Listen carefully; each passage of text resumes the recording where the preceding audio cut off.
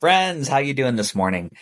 We're going to turn on the Riverside, and we're going to turn on the Zoom 4. These are the two tools I record on, and this is real and this is raw and this is very fresh for me. But I find that as life unfolds, as opposed to creating content, I will document what I'm feeling and what I'm going through. So right now, I'm in the process of working with a therapist. We're looking at some trauma in my history as human beings. We all share this commonality. And we're using EMDR, which is eye movement desensitization and reprocessing. So this is a psychotherapy technique that is primarily used to help individuals who are dealing with traumatic memories and post-traumatic stress disorder, PTSD. So the method was developed by Francine Shapiro in the late 1980s.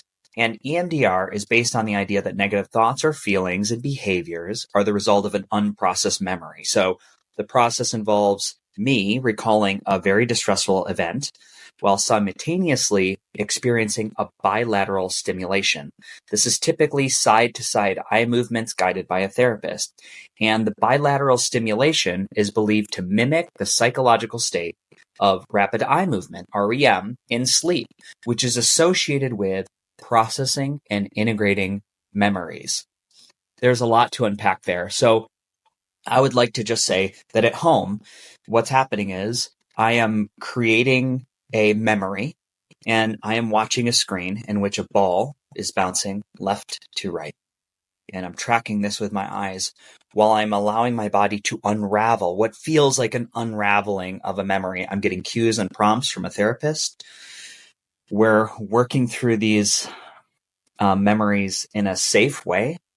I feel very safe. There's different things like safe space and different techniques to downregulate my nervous system. And the process is surrounded by, for me, intense emotional, physical releases of stored memories and trauma. And on the other side of the sessions, I feel 10 pounds lighter.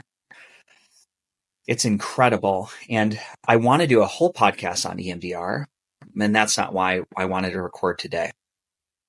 I had a podcast episode. It is called, I just looked it up. It is called Hair Loss and Heartbreak in 1996.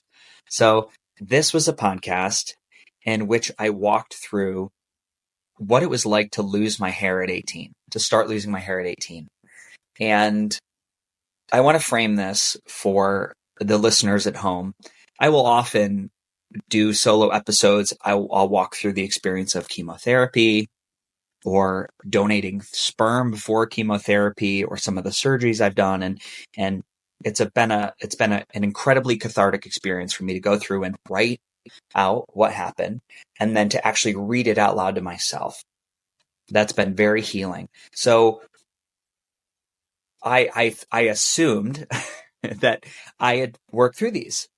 And it was a relatively benign emotion. And working with this therapist and doing these very specific scenes, if you will, right? Scenes from these memories. It's been incredible to realize and have a deep knowing what is riding on the undercurrent of my nervous system every day. It affects the decisions I make.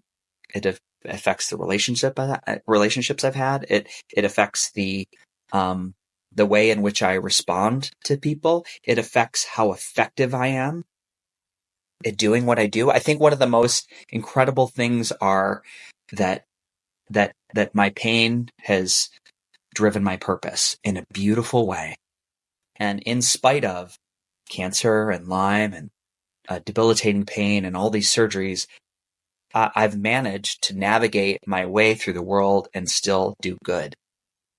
And so I'm celebrating myself in this moment. It feels so good to talk about yourself in a loving way. I'm taking a moment to celebrate who I am and celebrate the work that I'm doing. I hope that doesn't seem silly to anybody. I'm kind of giggling with joy. And at the same time, why wouldn't I take a few moments to do this every single day? You and I share a commonality. We have made it through 100% of our most difficult days. So I would like to do a breath with you. Let's breathe in for 4, out for 4. Hand on your heart. I love you. So this specific memory, I had some profound epiphanies. I'm going to take you to that scene in which I was 1996. I'm 18 years old. I am so excited to not only be in college, but to be starting my life. I'm in a school that has a great training program for music theater and the vocal arts and acting, which I'm very passionate about, SUNY Fredonia. And I'm even cast in some shows right away, and just everything feels so good. And I had a day where I got out of the shower one day, and for context, I had this long, beautiful blonde hair, just like Brad Pitt. Beautiful, like think Legends of the Fall, Brad Pitt. And I combed through my hair, and I just had this big clump of hair come out in the comb.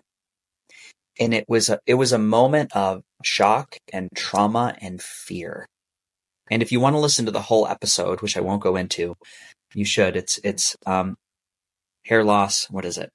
It is hair loss and heartbreak in 1996. Hair loss and heartbreak in 1996. And the reality was the pain and the suffering. I didn't allow myself to feel sadness in that moment. I felt shame.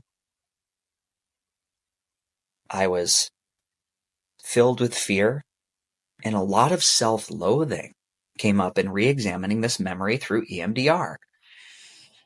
And what I was able to do is see that frame, that still frame, and go talk to that version of myself and work out the maladaptive response.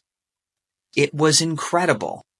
So for years and years and years, at every dinner table, at every party, at every concert, I had this incredible sense of self-loathing about how I looked, my physical appearance, and the loss of the hair, that physical appearance, to me, it meant that my dreams would never come true, that I would never be a Broadway performer, that I was never going to be a leading man, that everything that I dreamed of was taken away from me, and it was out of my control, and I couldn't fix it. I prayed and prayed and prayed I could fix it. Now, I know that may seem silly to some people, but at 18, it was my world, and I didn't talk to anybody about it.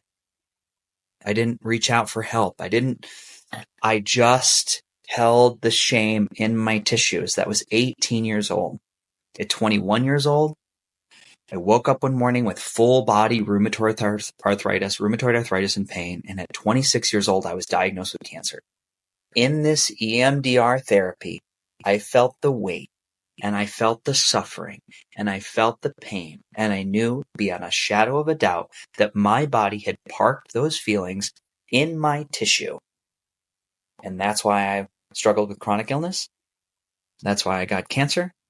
That's why I'm a perfect terrain, or I'm a perfect field for Lyme disease. And I got to make that repair. In this 40-minute session, I got to go in and work with my 18-year-old self, and my 46-year-old self had to have a conversation. We got to have a conversation. My psyche, my mental, emotional intuition got to repair that maladaptive response. And in that 18-year-old self, I got to go around and I got to tell people that I was sad. I got to tell my suite mates that I was hurting. I got to tell my girlfriend at the time, Olivia, how heartbroken and how I felt these incredible feelings of less than and lack and self-loathing. And then it has nothing to do with her, but these were the feelings. And everybody in this memory, they had also grown up, and they were compassionate, and they hugged me, and they allowed me to cry. We went in the suite room, and my freshman suite room, we cried together, and they were empathetic, and they were kind, and they listened. I never entertained the idea that that could have happened at that time, that I could have shared how much hurt I was holding in my body and I kept it inside. Now, maybe people would have said, "Oh, Freddie, you're being silly." Maybe they would have made fun of me for the hair loss, which was my worst fear. Maybe they would have not wanted to be friends with me. Maybe my girlfriend would have broke up with me, but I don't know. And I choose to create a story and I lived it out without anybody else's participation. So I created my reality. But the fact that in this session, I could go back and when I made that repair, when I told people what I was feeling, when I shared my hurt, I was allowed to feel sadness. And I had these incredible waves of crying and grief and shaking. Muscles in my chest and my back and my jaw started to shake and release.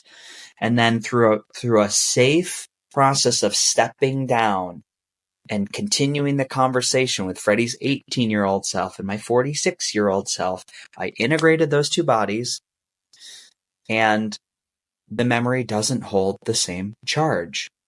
And right after the session, it's been my guidance and instruction to go move my body in a gentle, soft way. I put on some nice Trevor Hall, and I do some yoga, some gentle movement, and I integrate that experience.